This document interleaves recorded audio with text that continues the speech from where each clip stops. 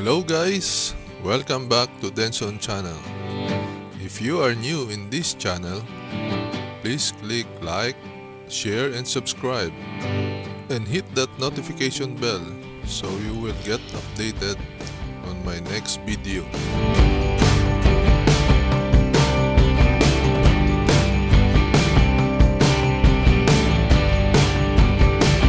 Today, we are going to visit the Statue of Liberty via the Staten Island Ferry.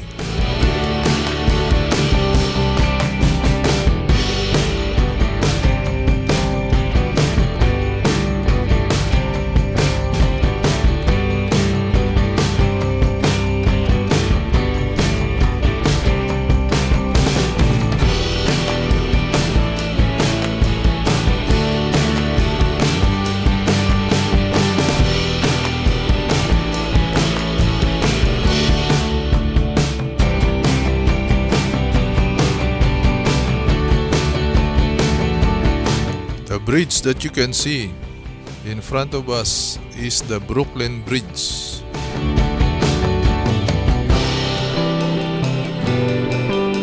The Brooklyn Bridge is a hybrid cable-stayed suspension bridge in New York City, spanning the East River between the boroughs of Manhattan and Brooklyn.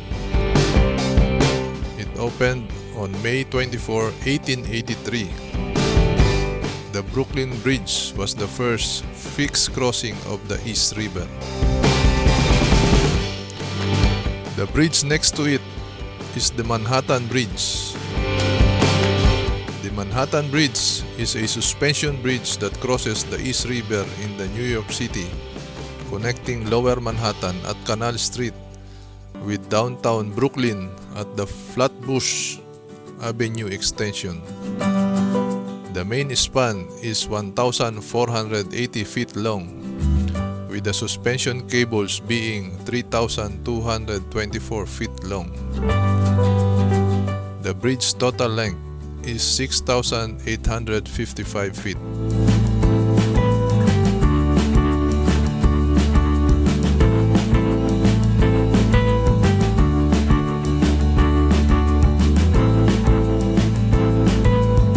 Guys, we are now traversing through the Hudson River.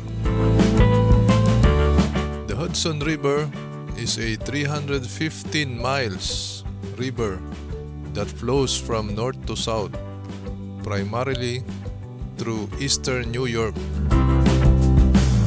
It originates in the Adirondack Mountains of upstate New York and flows southward through the Hudson Valley to the New York Harbor between New York City and Jersey City, eventually draining into the Atlantic Ocean at Lower New York Bay. The river serves as a physical boundary between the state of New Jersey and New York at its southern end. Farther north, it marks local boundaries between several New York counties.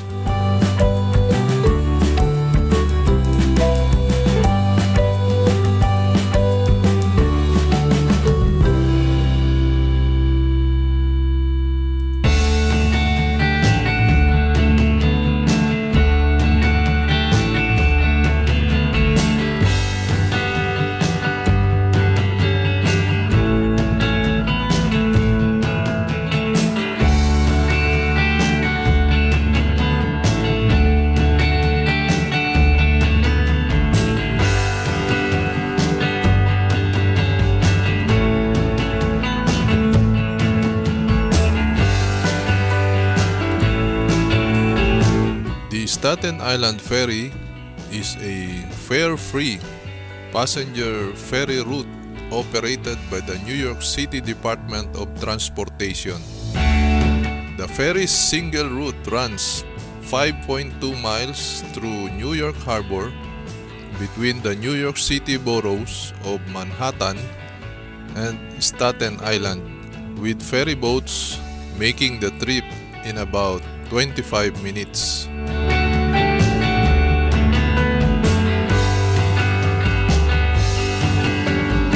The ferry operates 24 hours a day, 7 days a week, with boats leaving every 15 to 20 minutes during peak hours and every 30 minutes at other times.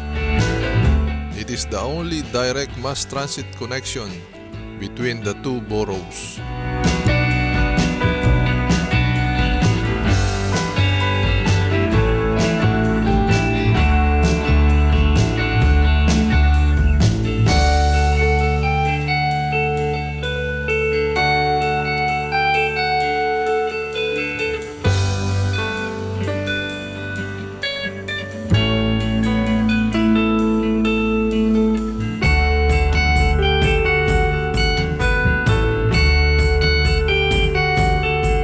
That bridge afar is the Verrazano Narrows Bridge.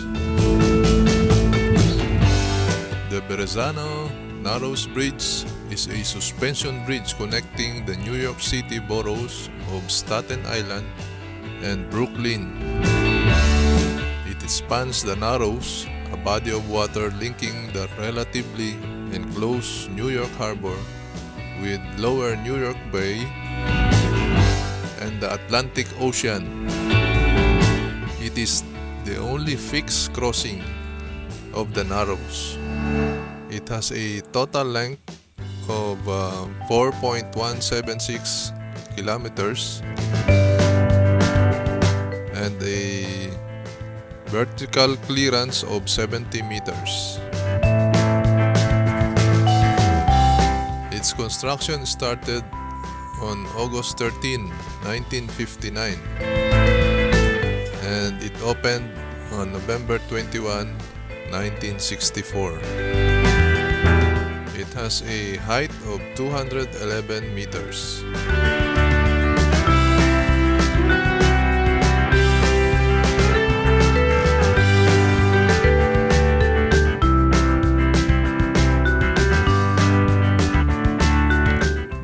Statue of Liberty is a colossal neoclassical sculpture on Liberty Island in New York Harbor in New York City in the United States.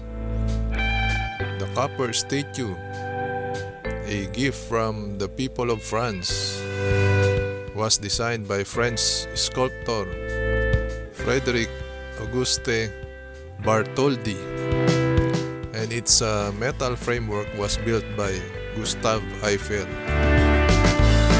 The statue was dedicated on October 28, 1886. The statue is a figure of Libertas, the Roman goddess of liberty. She holds a torch above her head with her right hand,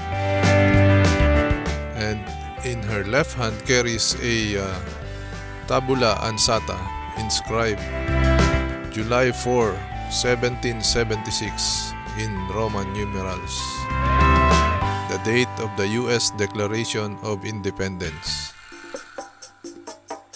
A broken chain and shackle lie at her feet as she walks forward, commemorating the national abolition of slavery following the American Civil War. After its dedication, the statue became an icon of freedom and of the United States, seen as a symbol of welcome to immigrants arriving by sea.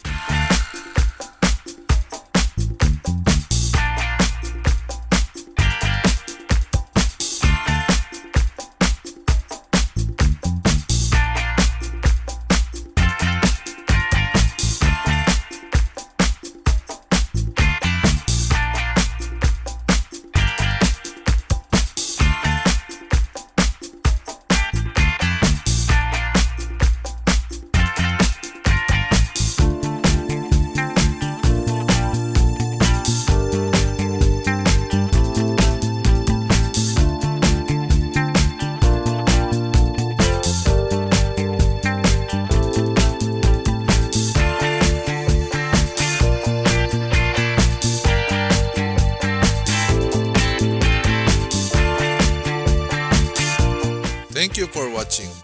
Please click like and leave your comments below.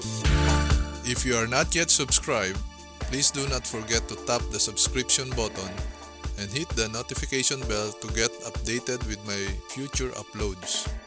See you on my next video.